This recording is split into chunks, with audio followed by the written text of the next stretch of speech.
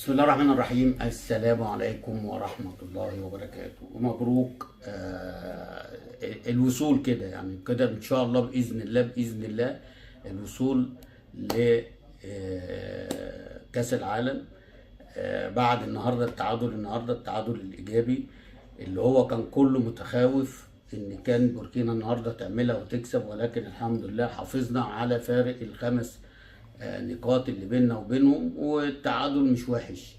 التعادل طبعا ادانا احقيه ان شاء الله الماتش من اللي جاي نكسب، خلاص الموضوع انتهى ووصلنا كاس عالم ومبروك لمصر. ولكن احنا الماتش اللي فات قلنا مش هنتكلم في فنيات، النهارده هنتكلم بعض الفنيات شويه. ليه؟ لان دي اتقل فرقه معاك في المجموعه، دي الفرقه اللي هي بتدبدب وراك، دي الفرقه اللي جايه وراك، فانت لما تتعادل معاها مش وحش. ولكن انا من وجهة نظري النهارده لو لعبنا بطريقه اللي هي 4-3-3 نكسب، 4-2-3-1 نكسب. في شويه حاجات انت اتعادلت ماشي، لما الشوط الثاني بالذات من الدقيقه 60 للدقيقه 69 لما حطينا الكرة على الارض ومسكنا الكرة وبدانا نحطها من رجل لرجل بينا فرقه بوركينا ان هم لعيبه عاديه جدا وقليله جدا، واحنا اللي بقى لنا الغلبه ولينا السيطره. وانا اعتقد ان لو مصطفى محمد بيلعب من البدايه اعتقد ان احنا كنا هدفنا في التوقيت ده، لان احنا مع كل الاحترام يعني لأسامة فيصل اللي انا كنت بقول عليه الفتره اللي فاتت، ولكن مصطفى محمد لما بيبقى في الفورمولا بيفرق، بدليل ان هو نزل في الدقيقه 83 مضيع 3 فرص. ما بالك ده بقى لو من بدري شويه كان موجود في الملعب. دي حاجه. تاني حاجه طبعا حاجات طبعا تجنن، يعني ما نعرفش اذا كنا احنا بقى بنفهم في الكوره ولا ما بنفهمش. واحد بقى له 3 شهور بغض النظر النهارده بيلعب قدام فرقه بصراحه كلها مش ما فيش كوره اتشطت على الشناوي. تخيل بقى ان الفرقه اللي بتنافسك دي وجاي بتدبدب وراك مفروض النهارده تضيع 5-6 فرص و2 في العارضه والباك يطلع من على الخط وكانوا يعملوا لك قلق لان دي فرصتهم الاخيره. ولكن فرقه عاديه وفرقه سلبيه وفرقه ضعيفه. لو احنا استغلينا الحته دي من بدايه الشوط الثاني وعملنا شويه تغييرات زي ما زيزو نزل كده وعمل كروس في الاخر، لو مصطفى محمد يعني لو كانت سنه متقنه كان جون وخلصنا الليله وكانت الدنيا اتغيرت يعني.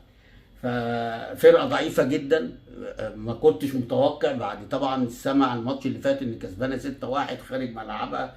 ايا كانت الفرقه ضعيفه قويه بس بره ملعبها وتكسب 6-1، فده كان يخوف وده يرعب. كابتن حسام بدأ وحش جدا، سيبك بقى من اي كلام، احنا بنتكلم كوره بقى وفنيات.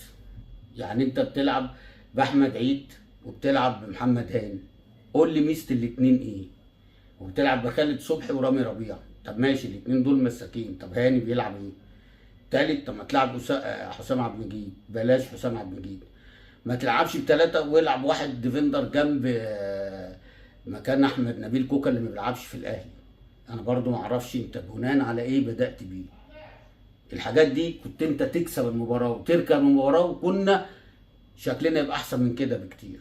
ولكن كل الناس هتقول لك اصل انت بتتكلم، اصل انت مش لا، الفرقه ضعيفه ومفروض هو كان شافها ومفروض هو كان عارفها.